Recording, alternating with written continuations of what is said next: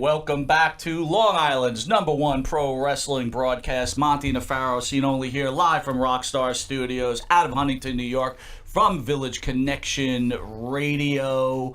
Welcome to a special Sunday edition, running a little late, but we got our act together. At the board is none other than owner, Mr. Jim Savali. Jim.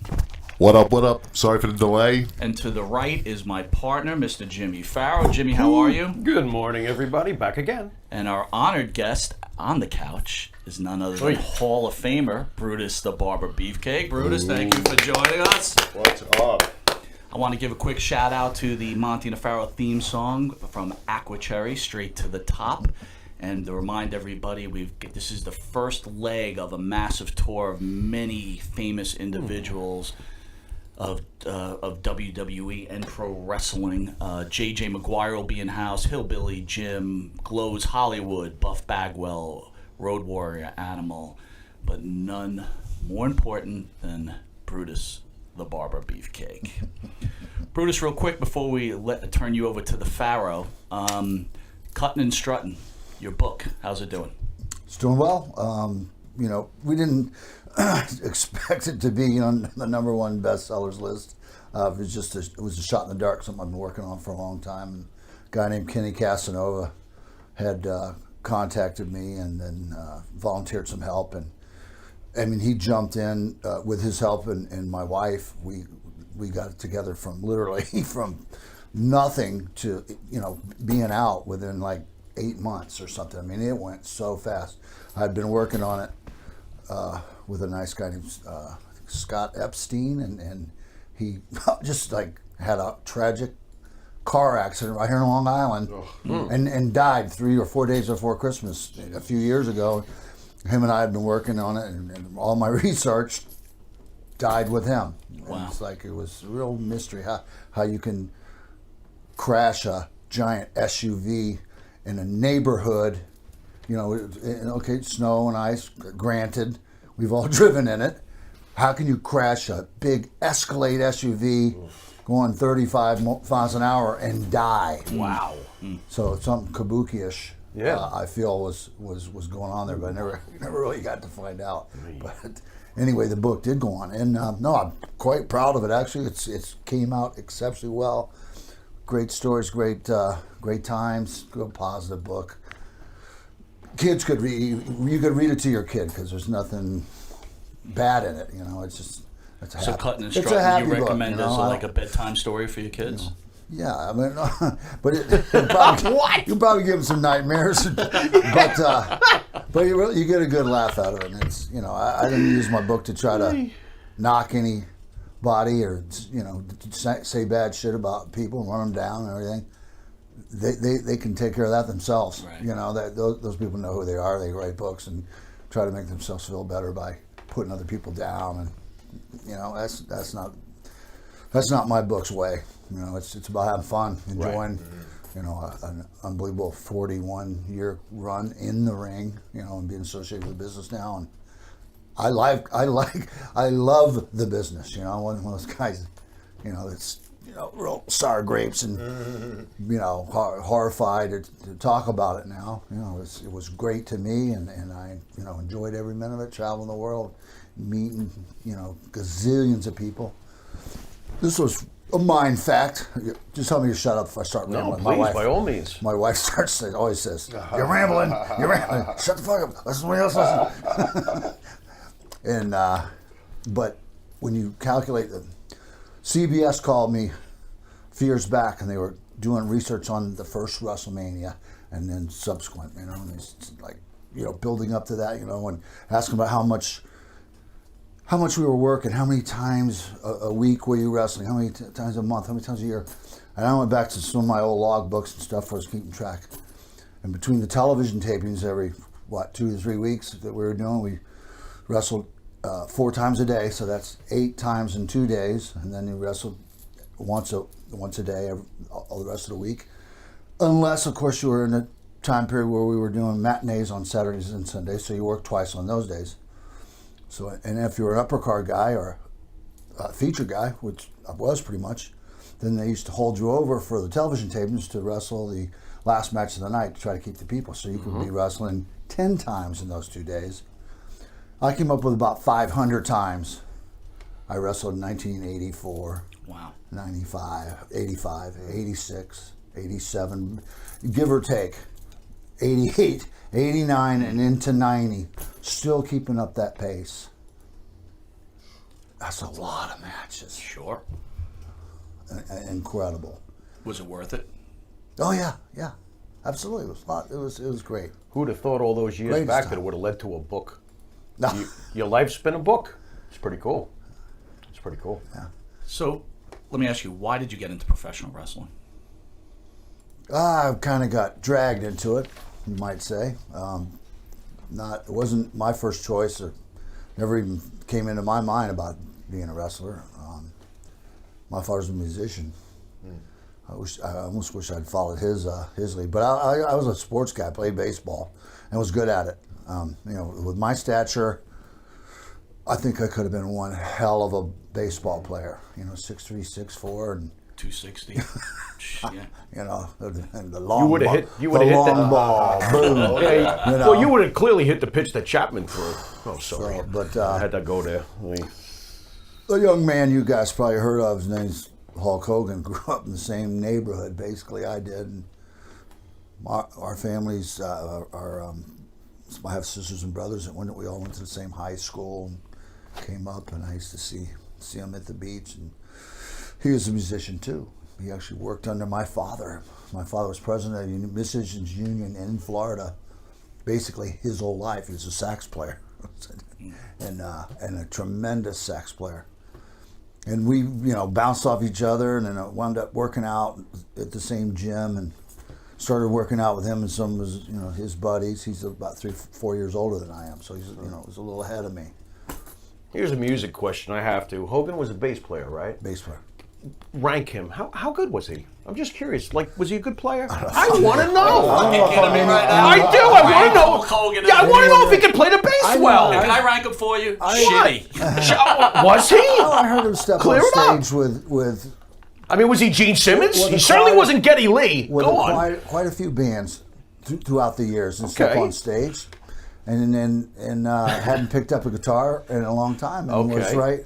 was right there. I mean, unless he All turned right. his amp off. He or was something. serviceable. That's what I wanted to know. Unless he had his amp off. Looked like he was doing it. He looked good.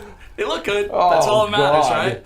And then you're not going to tell like a 6'8" guy that he's playing the bass shitty. You're not. Not a good idea, really. But I want to jump into Hogan real quick. Yeah. Where did the heat come between you guys? Or were you upset over Linda Hogan's comments about you and Hulk on that God. radio show? yeah, I went to, where was it?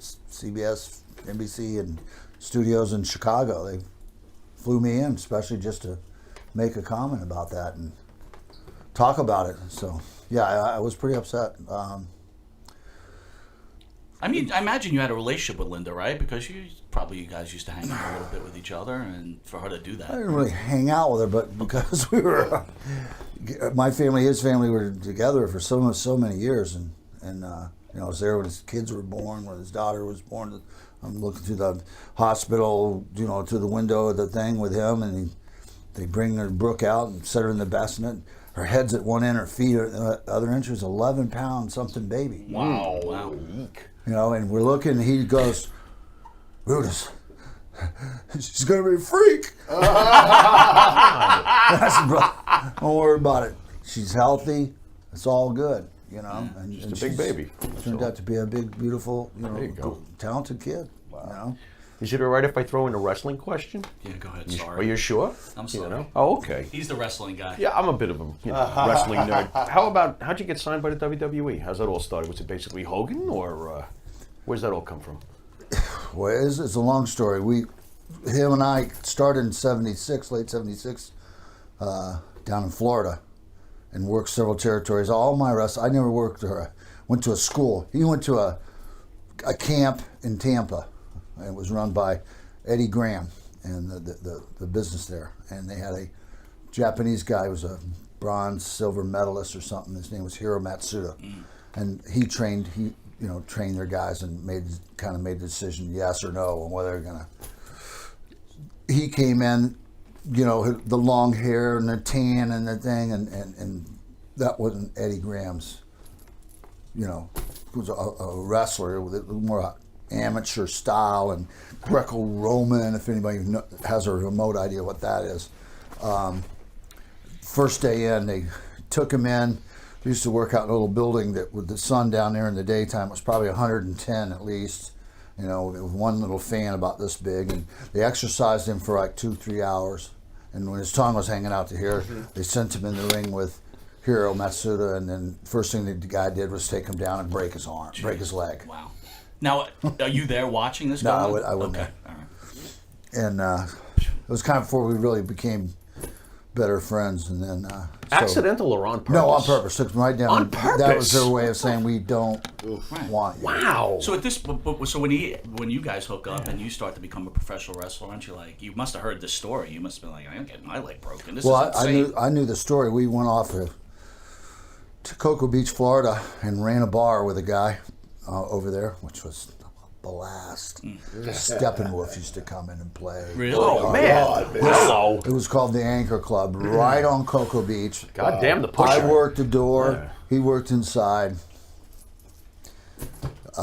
We spent like 14 months, 6 days a week in the gym, twice a day, to get big and ready. You know, because I mean, basically the message was when he went to the wrestling at, you know, 6'6", 255, 260. You know, that wasn't going to work. We realized that if our best chance is going to be to just be as monstrous as we possibly could, Right. and be noticed, you know, and so people would take notice. So we spent that time wisely. Didn't have a drink of alcohol, and man, did we work out and eat like pigs, just as we ate everything we could find. By the end of the time it was over, he was about 335 pounds with a legitimate 23-inch arm. And I went from about 100 and I graduated high school about 165, 170, thin, you know, 6 foot, 6'1". Actually, all that working out made me, All right, but you know, grow. You're a huge guy then. You're a huge guy now. went to But how much 260. how much gas were you guys taking? All we could get. I get it. But it wasn't I illegal. love honesty. It wasn't illegal. I had a regular doctor. I saw all the time. You know, there's a lot of guys dead now. Of course, they abused steroids for years and years, but they didn't monitor. They weren't monitored. They didn't use their heads. You know, they didn't take safety precautions and go on and cycle on and off. I don't know. It wasn't illegal, Right. so you know it was the only way a 170-pound guy was going to be able to get that size I needed to participate with 400 and 500-pound guys. What's funny when we have the other wrestlers in, right? It seems that they're okay with talking about all the cocaine they might have done or everything else, but when you bring up steroids, it's like, oh no, Right. I never touched that. Some do react that way. You know, it's Yeah. like, you know, it's almost like taboo. So, you know, and again, look, you're trying to get into a profession where you have to be huge. Yeah. Right? Steroids doesn't make you hit a curveball. That's right. Steroids are going to make you run a 9 flat 100, you know, but with enough hard work and using your head, it makes things possible that wouldn't normally be possible, maybe. That's right. You know, and you know, unfortunately, a lot of my friends aren't here today because, you know, and the cocaine and the opioids is what really killed everybody. Right. Yeah. I mean, I got 25, 30 guys that I knew well. They're all dead exactly for that reason. Most of them, steroids didn't really have anything to do with it. Wow. You know, I mean, steroids on the really, if you know anything about steroids and growth hormone and all that stuff, the medical community gets great benefits from it when it's used properly. Great benefits. People benefit all over the country every day in hospitals are giving kids to old people steroids and different derivatives of them. They say it saves lives. It's only when, you know, so put a crazy man in a car and what can happen? He can run down 25 people on the sidewalk. Look, you got a running back that blows out his knee, and through use of human growth hormones, he's back on the field less than a year later. I mean, where it's career ending, it's no longer career ending. So, Well, they're making breakthroughs, you know, and they improve prove the human body is not a bad thing. And again, as wrestling fans, look, I like my wrestlers big. I don't want to feel like I could kick the shit out of a wrestler in a ring, right? I want to feel like that guy's going to kick the shit out of me. Usually helps as a viewer. Yeah, usually. So what gets you to Vince, if we can get back to that? What's that? What brings you to Vince McMahon the first Well, time? working multiple territories. It was the time of territories back then. Hulk kind of split. I went here, there. I went to Pensacola, Florida. I went to Tennessee. I went to Louisiana. I went to Oregon for a year. I was talking about that. Started going to Japan in 1980. Hulk was nice enough to hook me up with that. New Japan Pro Wrestling. Learned a lot over there. And bounced around more and more territories. Charlotte, Minnesota for Vern Gagne's territory. And then I was shooting on my way back home to Florida, and it's like middle '83, right when Hulk had took the belt from Sheik, and then things were exploding, in the WWE, and stopped in to visit with the guys because I made a run through in '78 through New York for a short time and worked a little bit for some under matches and stuff, just recouping from a shoulder injury I had. So everybody knew me. I was around there, and but they sent me out. The Hulk said, "We don't want to keep Brutus here." And back then it was Dizzy Ed. We don't want to keep Dizzy Ed here and let him job him out and stuff. Well, I wanted him to get the experience, and which I did. And so when I came back through, Hulk was supposed to do a program with Big John Studd. Yeah. 7 foot tall, 400, that was where wrestlers were big, and Andre and Bundy and just endless guys that were huge. And so now they had a problem. Studd was supposed to go to Austria and wrestle a guy named Otto Vance. He was a big guy for Vern Gagne. Former AWA champion. Yep. Big guy, 400. Built like a barrel. 25 pounds and only about 6 foot tall. Why? Just a monster. Yeah. He was semi-retired. He's actually the mayor of Graz, and the town Arnold Schwarzenegger's from. Yeah. And so he runs a tournament there every summer. A lot of the wrestlers would come over, stay for a month, and in the finale of the tournament, Vince would always send one of his biggest guys for Otto to wrestle. And beat, so he'd be, could be crying, he's the mayor, he's the champ, and blah, blah, blah. So that now they didn't have their big, huge guy to send, and they're like, oh, now what are we going to do? And then, Hulk's right, send Dizzy Ed, he's in between territories, send him. So, I don't know why, but they said, okay, we will, and Otto wasn't real happy about it first, because they're always the guys that are usually really, really big, that they send over there. The biggest thing is to try to slam Otto, almost like the Giant. Right. Because hardly nobody can get him up. And so, bam, they sent me over there. I was in shape, I'm 6'4", 260. I had a 450 to 500 pound bench press. Squat 500, no problem. And went over there, and everybody warned me, oh, Big Otto, he's tough. You wrestle rounds. You don't wrestle. They have timeout, and you go to the corner, and it's not like the real wrestling is here. And and Otto was big and was really stiff, so they wound me up, and I went out there and climbed up one side of the guy and down the other, and it came time for the slam, and picked him right up. Wow. And slammed him. The whole building went quiet. All the mass superstars and the Bobby Duncums and all the big guys. Nobody ever picked him up and slammed him. And the smallest guy he ever wrestled picked him up and slammed him. Nobody could believe it. He couldn't believe it. His back kind of went out a little bit, and he was having trouble moving around after that. So next thing you know, he called for the finish. His finish, he's supposed to be this. It's called the Steamroller, where he does like a somersault over you. Couldn't even do that. Wow. So he hooked a small package me. He called for a small package. And the referee, 1, 2, 3, and I jumped up, and I'm running around like a wild man, and the crowd's going crazy. He rolled out of the ring. They put him on a gurney, put him in an ambulance and took him to the hospital to check him out because he was complaining about his back. Turns out he was okay, and they brought him back. But there wasn't even TV then. This is 1983. There wasn't even TV. They brought him back, and the newspapers, and it was all newspapers said it was the best match they'd ever seen him have. And I was touted as the smallest and least likely to be able to have a match with this guy. So did it blow their minds. And he called Vince up and said, "You would not do wrong to put this young man to work."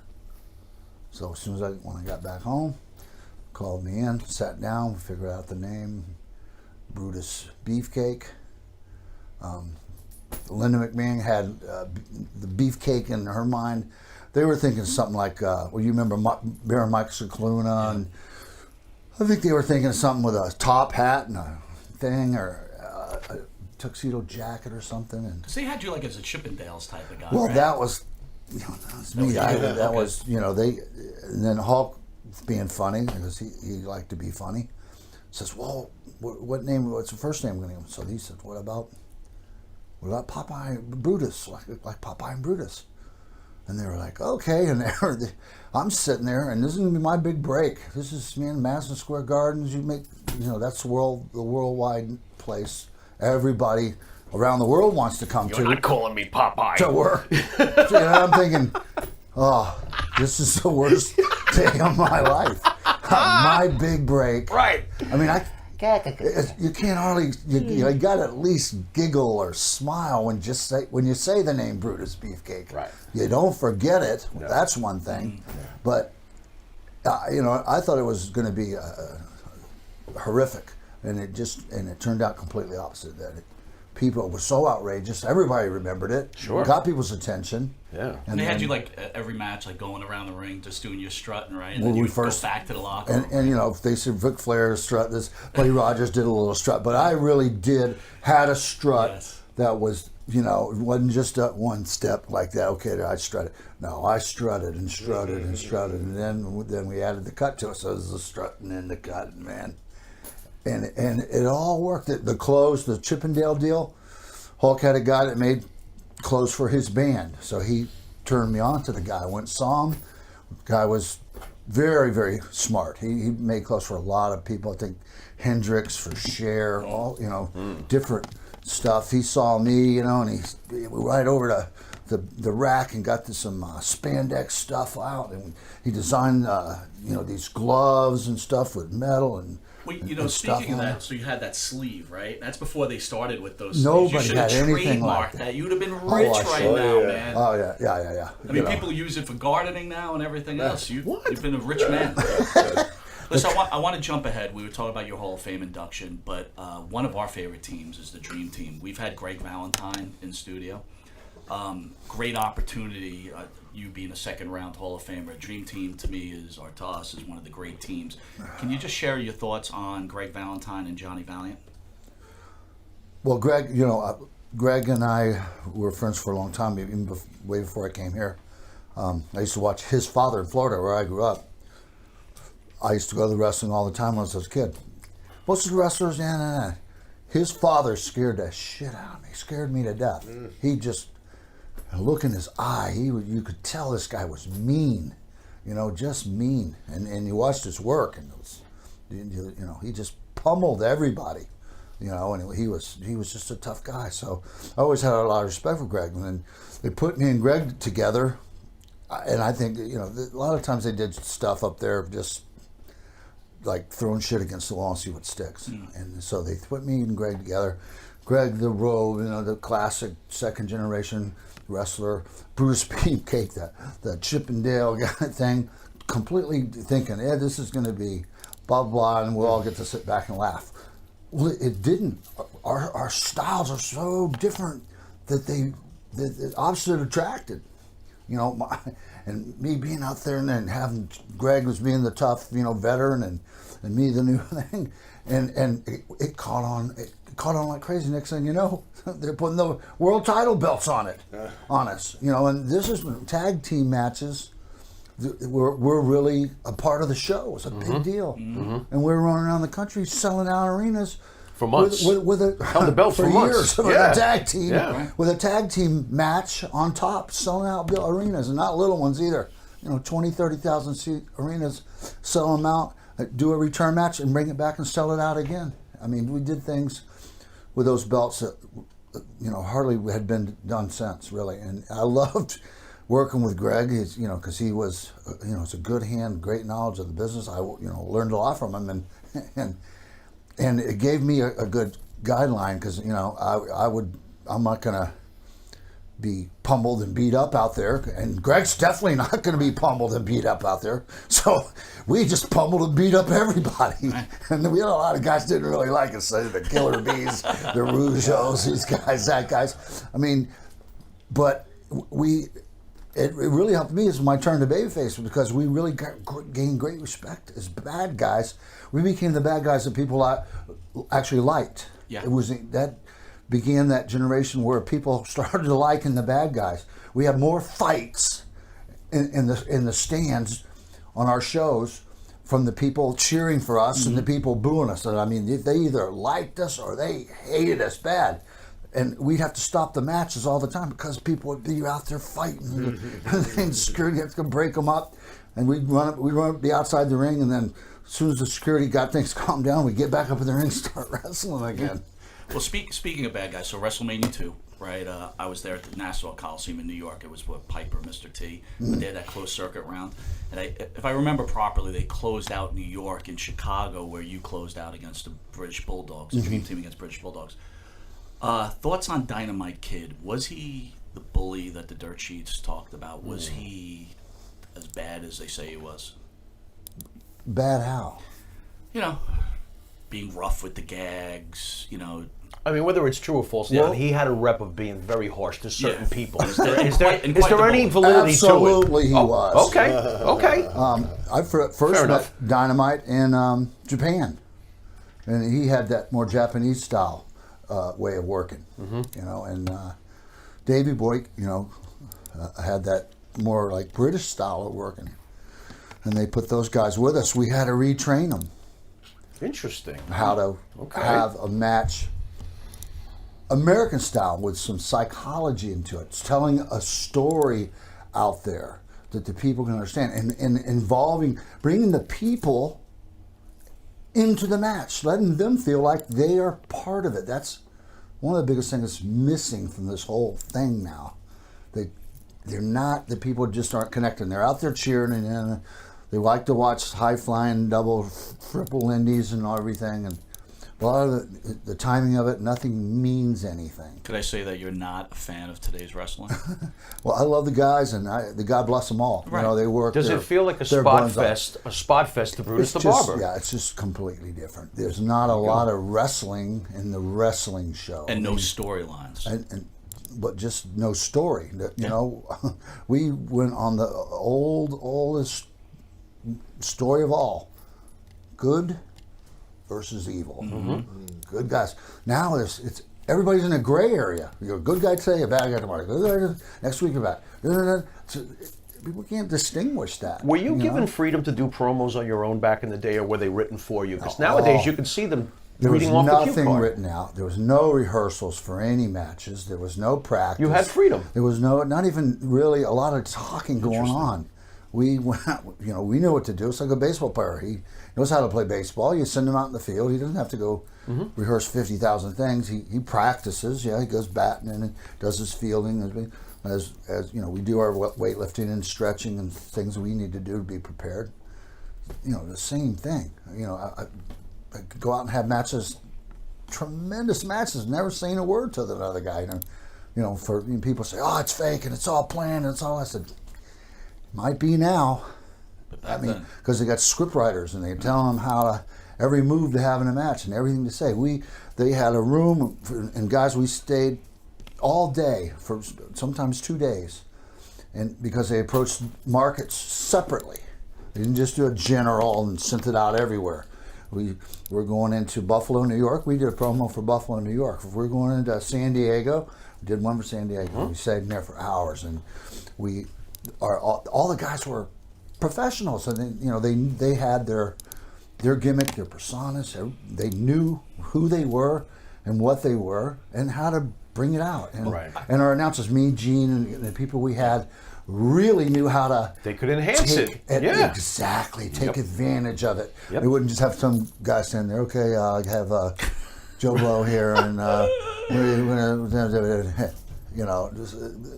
which you've seen. I know you've seen. Oh, yeah. If you watch some of the things, the guy trying to use these hot shit. I'm Joe Blow, and here's the wrestler. And Well, part of the problem too, you see they're trying to read the script in their mind, what they were trying to say, and it's like it causes a lot of problems. Yep. It's just like, do your It thing. feels fake, plastic. You can tell It when doesn't guys feel aren't saying genuine. what they say, would be saying. You hear a guy talking and going like, "There's words coming out of his mouth, but that ain't him saying it." Yeah. Right. And so it made a big difference. Brutus, I gotta ask you, as fans, because we were disappointed at the end of Dream Team. Were you disappointed at all that the team was reduced to mid card kind of before the split and everything? Because this was a bummer for us. Any thoughts on when that was happening? Big time. George Scott was one of the bookers that were booking that, and he was really one of Greg's real good friends. And for some reason, I guess I don't know. Maybe it was our own fault. We weren't complying with maybe. What's complying with? All their wishes. Well, which were what? I don't know. I don't know. But we were who we were, and Right. like I said, we beat the shit out of people out there. We had good matches. You couldn't see through our matches. All our moves, not all the spectacular stuff, but everything so solid. Yeah. In the ring that it was just very convincing. The only thing I'll say about you guys is I wish you guys would have coordinated your gear a little better. Because you stayed in the Brutus Beefcake character and Valentine stayed in the Valentine character. I was always like, could they just get some matching outfits? But if they came out looking like the Killer Bees, I would have gotten nauseous. That's the whole thing. We didn't we didn't want to look like the Bopsy twins. No, absolutely not. Because we were too. You were very different. We were. I think that's what made you guys very original in King that Kong way. and Godzilla. Right. How much did Valentine's physicality rub off on you for the rest of your career? Were you pounding people left and right after that? Well, not so much. I mean, I never hurt anybody in the ring, but there was always, you have always a good thing. You have to remember, you got to work with the same guys a lot of times every night of the week, and all year round and stuff. If you get rid of your opponent, you might really be doing yourself a real big disservice. You're hurting your opponent because next thing you know, you'll be wind up at the bottom of the card because all the plans that were laid for you are over. Get pulled off the board, and now how are you going to get back up there? So very important. David Sammartino was in studio about 2 weeks ago. You worked WrestleMania 1 with him. Why didn't David work out, in your opinion, as a wrestler? He didn't really want to be a wrestler. I don't think his father. He everybody expected him to be a wrestler because his father, and you think he felt the pressure?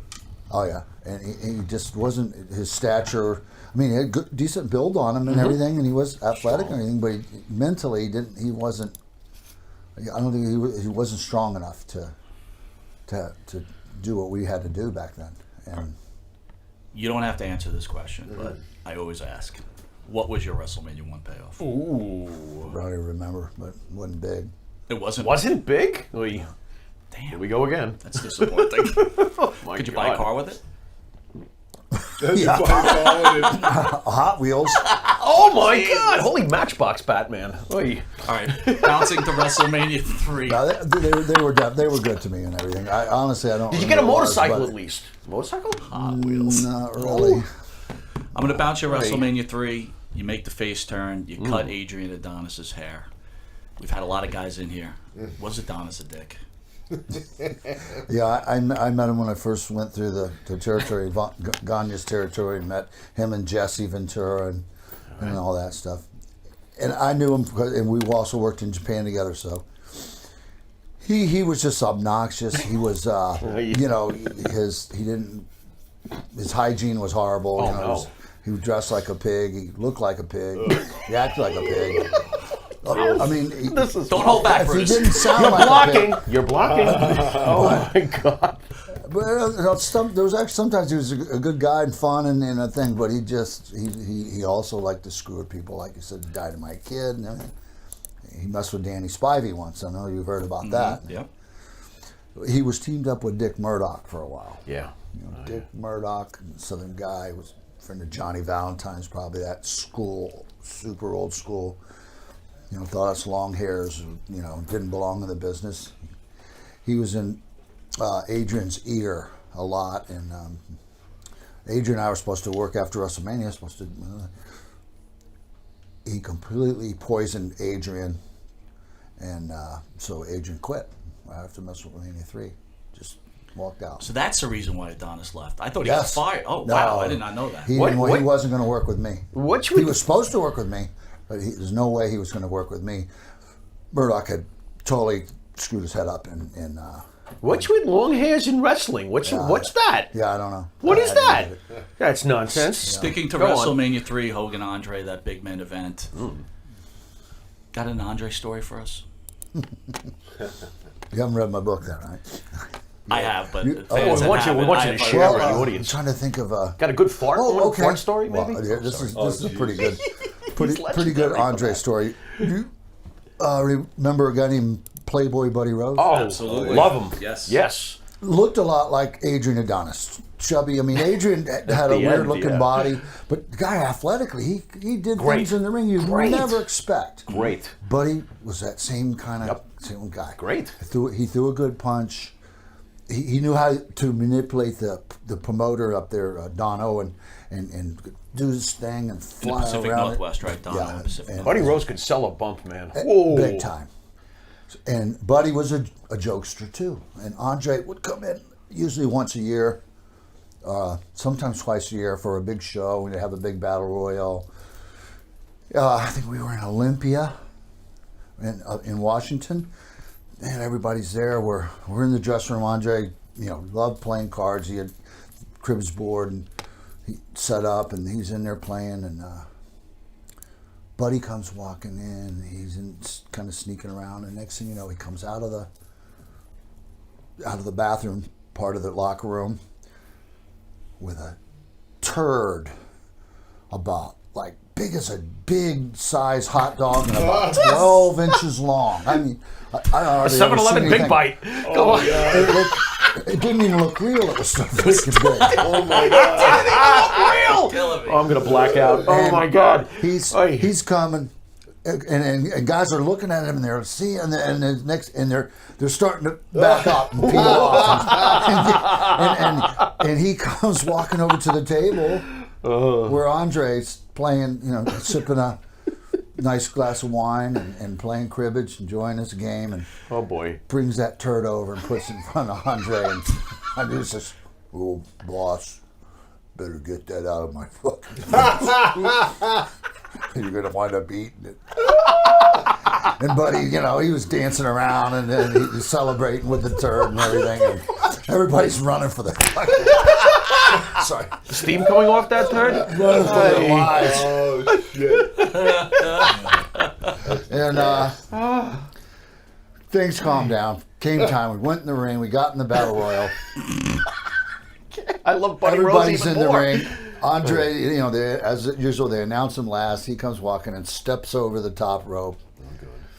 And, everybody starts doing their thing. And next thing you know, Andre pins Buddy into the corner. And then, turns around and gives him his famous move. Was Sure.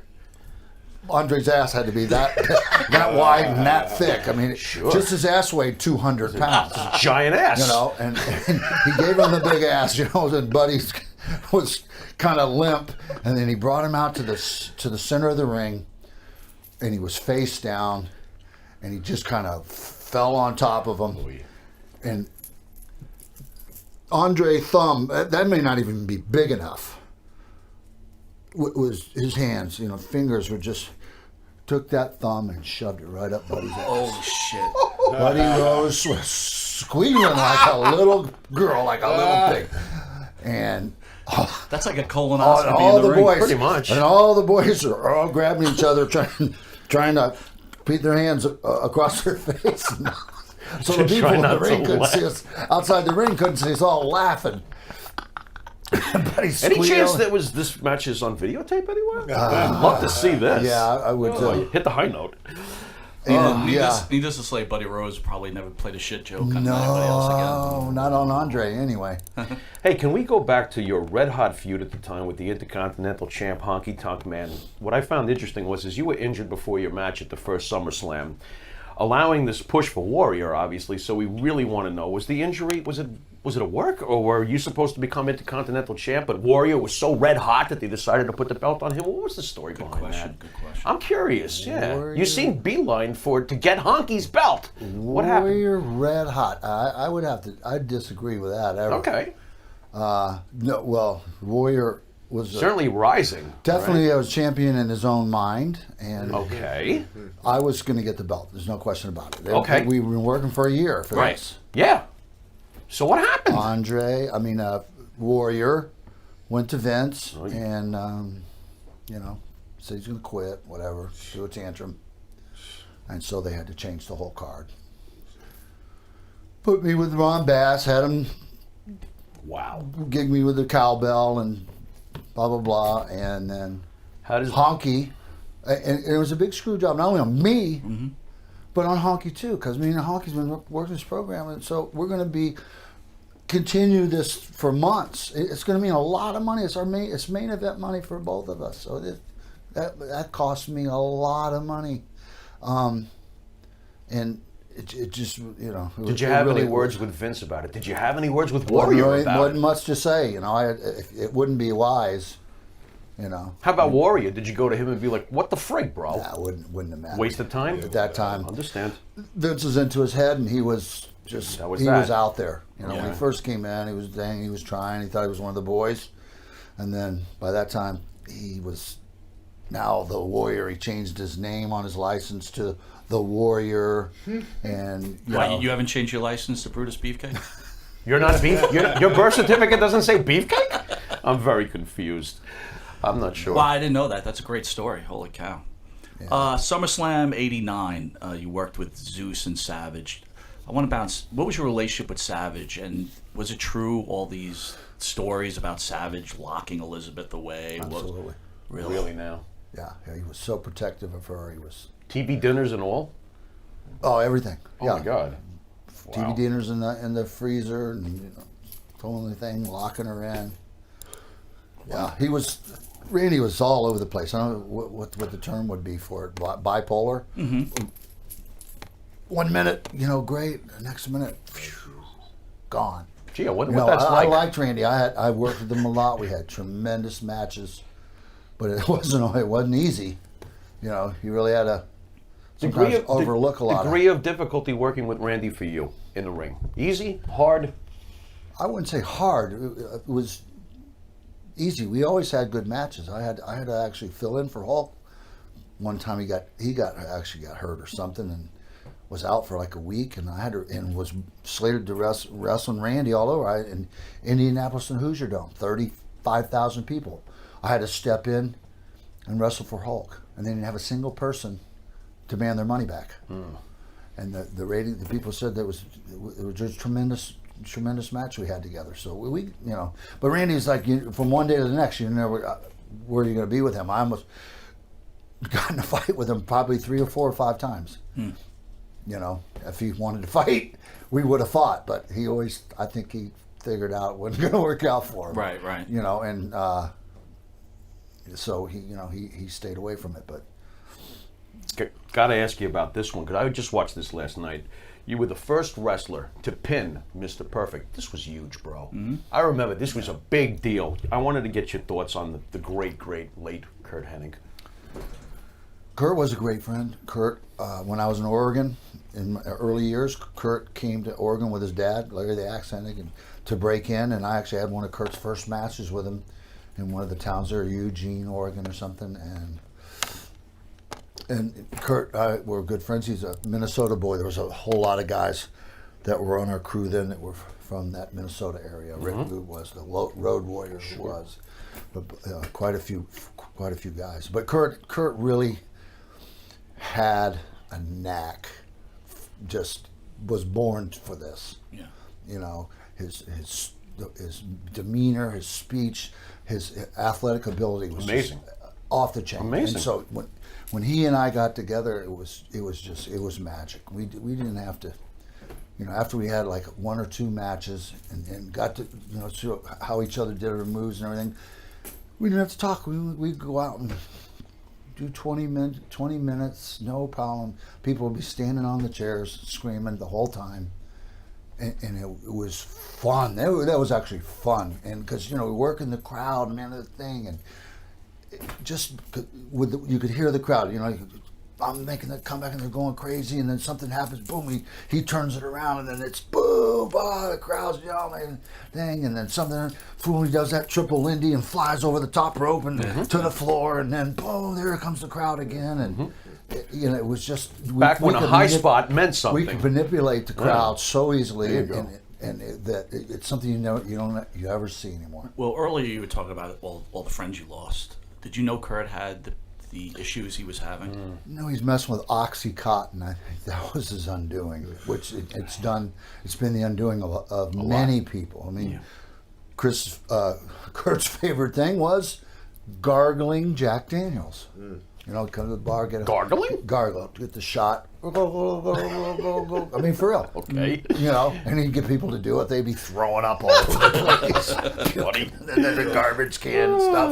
And Kurt was a bit of a trickster too, and he loved watching people who thought they were bad puke and shit from that. And he was caught up in like a lot of us, a lot of the guys were, when you're on the road day after day after day, you're away from your families and you're looking for something else to do. And, and then the drugs and alcohol got the better of them. And how about the issue with Lanny cutting the hair? Was there some heat going on there? Well, I mean, Lanny and I since have become better friends. I mean, okay. Another Pat Patterson story. Like, he was the one that actually gave me the barber name. Yeah. And it was more or less a joke on me, and turned a frown into a smile. And they didn't tell Lanny before we went out on the Wrestlemania match. By the way, he's going to get his haircut. By the way, because Kurt and I are just we're getting ready to work a big program, so I can't cut his hair then. Yeah. If by the time we work the big program and we were going to have to do with the belts, it was going to be an ongoing thing for a while. And if there was a haircut then happening, that's when it would happen. It was too soon for it. So you do the next best thing, cut the manager's hair. So they didn't tell him. So Kurt and I have our match thing, boom. Next thing you know, Lanny bails out of the ring, starts heading back to the locker room. I'm like, I didn't know that they didn't tell him. I just know what I'm supposed to do. What I want to do, because to make the people happy, get the match over. I have to run down the hallway and grab him, and now he's really resisting. But fortunately, I'm a little stronger than Lanny, I forced my will on him. Oh my God! And Bulldog dragged him back to the ring and trying to get him, get him back up to the ring, and he was trying to run out the other side, and I finally corralled him. And So this is the first time you ever cut his hair. Like usually when you lead up these WrestleMania moments, you practice it on the crowd and house shows for a while, see what kind of reaction. How do you practice cutting someone's hair off? No, Don't they have to grow it back? There didn't need to be any practice. I might have give him a clip, a little clip in a house show or something, just a little snip or something, a snippet in a house show or something. But this is going to be more of a haircut. I was going to take care of him when I'm going to just cut the front out of his hair, like I did a lot of people. So you had to shave your head. We got about 5 minutes or so. I want to hit one more question. I want to bring in the promoter, ESS, tell you where you're going next. The barbershop with Shawn Michaels, Marty Jannetty, one of the biggest moments in wrestling history. Thoughts on that? The whole vignette? Well, the Rockers were a good little team. Greg and I had to bring those guys up to speed too. We worked with them. They were young kids. I thought Marty was a really good hand, and I liked Marty, and I kind of hated to see the way it went, where Marty really got just left by the wayside. Shawn, was in the right place. Did you think Sean was a better wrestler and performer, or what were your thoughts? I thought Marty was. Interesting. But Sean was a shrewder and smarter business guy. I caught the wink. I got it. And he took advantage. When you mean shrewder, did he like go in the back with Pat Patterson to like kind of even things out? I don't know. Oh, But Sean. he might have. I don't know what he might have had a plan so already. You know that this was part of enacting the plan there to split them apart and everything. Because Marty really fell by the wayside and was hardly ever really heard from again. And then that was the beginning of Sean's rise and rise and rise to be the world champion and the Heartbreak Kid and super duper career. I hated to see it go that way. I mean, Marty I thought Marty deserved better. Yeah. I thought he still could have been, a middle to upper card guy and a teacher and help guys and stuff. Now, do you think Marty's problems that he's having now are because maybe he's looking at his career and feels like, he was snaked? He's got to be depressed somewhat from it. I would have to say I would be depressed. Rockers belong in the Hall of Fame? The Rockers in the Hall of Fame? Not before the Dream Team. Well, Well, we know that, obviously. It's a hard call. What do you think? Yeah. Borderline? Yeah. Okay. Brutus, I want to thank you. Thank you very much. Great stories. At the chair is Eric from ESS Promotion. Eric, where are you going to be with Brutus for the? So the final leg of our tour today, or this weekend, is the Wrestling Universe in Queens, New York, 429 Francis Lewis Boulevard, and Brutus will be there along with Sergeant Slaughter, Demolition, and Bob Backlund. So we're going to have some fun up there at the Wrestling Universe. Always a good time at the Wrestling Universe. And then coming up, we got a big weekend coming up. About 2 or 3 weeks. Buff Bagwell will be in studio. The big event, you got the J.J. Maguire's there. Yep. I got the Buff Bagwell, the Patriot, Del Wilkes, Doom, Ron Simmons, Butch Reed, Too Cold Scorpio, Disco Inferno. So I got a loaded weekend. A lot of interesting stuff's going to happen. Stars and Stripes reunion. Incredible. Buff Bagwell and Scorpio. They're supposed heat, and they're going to be together for the first time. To keep them apart? And they were working on that. I got the Mr. E. My head of security might have to come down for that one. Mr. E. He's a legit. He's a legit professional bodyguard from New York that sometimes does the wrestling, but deals with the music people, and he's no joke. The guy is legit. A legit bodyguard. Nice. I mean, legit. Not I knew was coming for you. No phony baloney. I mean, the guy's the real deal. And I always brought him around when I had Sheik in town, when I had like high level things that I needed, tight security with. He was there to keep the riffraff away. So it was, he brings his shears, so you don't have to worry about anything. There. Brutus, one last question before we cut out. I was just thinking about this. You came to the WWE during a very large transition time. I'm assuming you were a wrestling fan being in the business. When you come to the WWE at that point and Backlund's there and San Martino, are you kind of marking out? Are you like, holy cow, I'm working with icons in the business? Or was it like just business as usual? No, it was a remarkable thing. I was at the actual first Shea Stadium show, first and only Shea Stadium show. I was there, and so in the background. So yeah, I worked a lot with Bruno. Larry Zbyszko, very good friend of mine, lives down in Florida. See him all the time. We're good friends. And Bobby Backlund, same thing. I used to watch him, in the gym in Florida. He loved working out down in Florida. Harry Smith's gym, where all the wrestlers worked out and stuff. So I definitely marked out a little bit, and stuff. But then it was really cool to be able to, to work with him and be, and like Bruno, you could hardly know what you're going to expect from him, because Bruno was always didn't like the bodybuilder types, was the old school and stuff. But when I worked with Bruno, it was a night off. He was super, and I made him look great. He made me look great. He did a lot of main event, the San Martino and his son against you and Valiant. I wrestled him in Pittsburgh, Pennsylvania, his hometown. Yeah. And beat him right in the middle of the ring. And he was a total gentleman and great. I have a great respect for him. Always have. And it was nice to see it being reciprocal. So I've seen a lot of instances where things like that didn't happen. Yeah. And that's Bruno. Guys were very awesome. bitter about having a relationship having to do, tit for tat there or whatever. Right. Eric, where are you going to be with Brutus? So once again, it's the Wrestling Universe, Flushing, Queens, New York, 3429 Francis Lewis Boulevard, and we'll be there from 1 to 3. And for everybody to stay abreast of everything ESS with all the different talents and stuff that's coming in, www.esspromotions.com. And just remember, business and success end in ESS. And that being said, this has been... Oh, BrutusBeefcake.com, baby. Get the book. that's right. We almost Get the forgot. book Holy on cow. Get the book. Brutus Buy the Beefcake. book. Cutting and strutting. It's great. Great stories in there. MontyandthePharaoh.com. Oops, sorry. And with that being said, this has been a special edition. I want to thank Brutus the Barber Beefcake, Hall of Famer, icon. We're going to see him next as a Hall of Fame with the Dream Team. Yeah. Catch us every Thursday from 8:05 to 9 p.m. here only on Village Connection Radio. And catch us on television every Tuesday from 8:30 to 9 p.m. So if you don't have enough of that, and Brutus will be a star on that show too. So right. once again, I want to thank you everybody for joining. This is Mike Monty. This is the Pharaoh. Have a great day. Later.